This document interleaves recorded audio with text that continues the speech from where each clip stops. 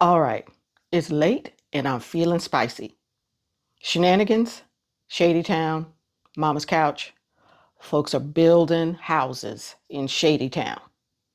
Let's talk about Nick Saban.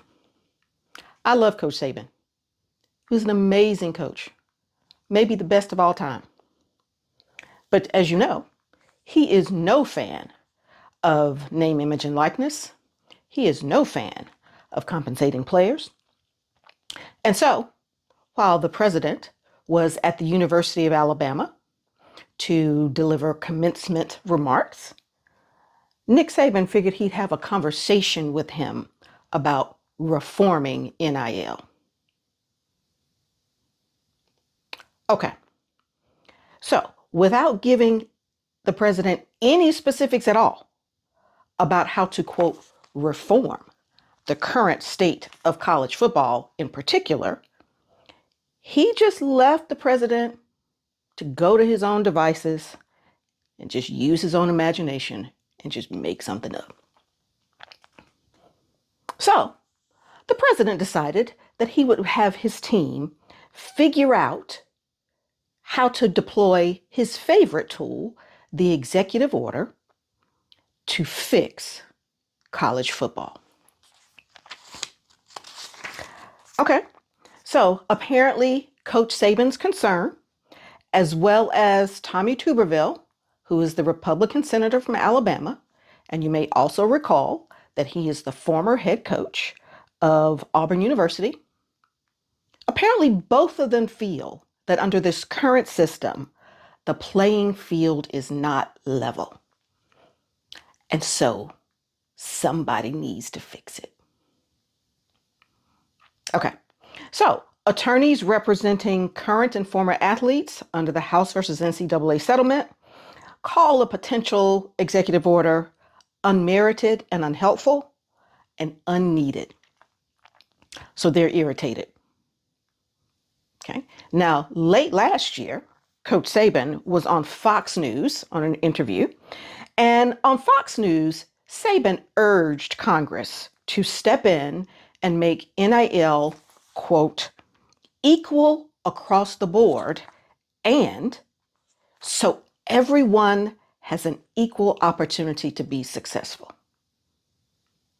Nick Saban's the one saying this. That's shady, right? Okay. So he said also that we needed national legislation. So to give credit where credit is due, what has happened is several states have popped up with their own laws. And so it's very difficult to comply across the board with respect to NIL when each state does it a little bit differently. So some unifying legislation, if there's going to be any legislation at all, on that front would be helpful. So I will give him credit for saying something that everyone else has said. It's nothing new out of his mouth. Okay. But after all that belly aching on Fox News, directly to the current president, Nick Saban also goes on to say, I'm not versed on that to make a recommendation. Well, what you talking about, Coach Saban? You saying it needs reforming, it needs to be fixed, something needs to be done, the playing field needs to be equal, so you're just dropping stuff out there, and when it's time to say, well, what would you do? Oh, that's not on me. I don't know enough to make a recommendation. Well, I'm going to need you to be quiet. Coach Saban. Shh. Be quiet. Stop talking. Let's discuss several things wrongs with this situation. Since it's late and I'm feeling spicy and people buying property over in Shady Town, Nick Saban is the last person that can talk about a level playing field. He didn't care about a level playing field when he was coaching at Alabama. Matter of fact, his claim to fame was making sure the field was never level and that it always tilted in Alabama's favor. What are the stats to prove it? 88% win rate while he was at Alabama. He won 88% of his games, 6 national championships, 9 SEC championships. The field was heavily tilted in Alabama's favor until NIL. And now Coach Saban got a problem. Shady. Okay. Number 2, Nick Saban has no skin in the game at all. He's left coaching. One of the reasons he left coaching, at least in part, was what was going on with compensating players and how that interfered with his style of recruiting. Think I'm just talking? Go check out Ryan Clark's The Pivot podcast when he interviewed Coach Saban, and Coach Saban weighs in on that subject. I don't have to make it up. Coach Saban said it himself. Okay. So he has no legitimate motivation whatsoever. You out, dude. You voluntarily left, which is fine. You'd had a stellar career.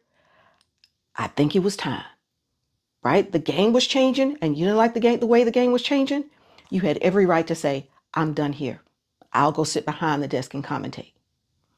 Okay. Number 3, what in the world does the current administration or the current president know about college athletics even to opine on a fix to the problem? What they know about it? Number 4, any fix made by the current president or the current administration under an executive order, okay, would likely diminish the ability of those athletes who have been successful monetizing their name, image, and likeness. It would diminish their ability to continue to do so because a remedy would not be athlete friendly. Because I keep telling y'all, this system is not designed to benefit the athlete. And so if somebody's going to start meddling, it is not going to be athlete friendly. So now we have one Republican congressman, if you recall, that has proposed the Restore College Sports Act, which would scrap the NCAA and have the President of the United States choose the leader of a new organization called the American College Sports Association. I talked about that on April 15th. Go check out my YouTube channel to hear that. Okay. So we got that in the atmosphere. And now we have a former coach, a revered coach, maybe the greatest of all time, who is no longer a coach, just saying stuff to the president.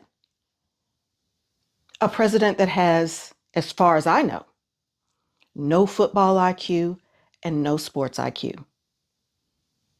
And now that president is going to see what he can do. All y'all saying somebody should fix it? How y'all feeling? I think Nick Saban bought some property in Shady Town. Gonna build a few things out there. Anyway, it's late. I'm spicy.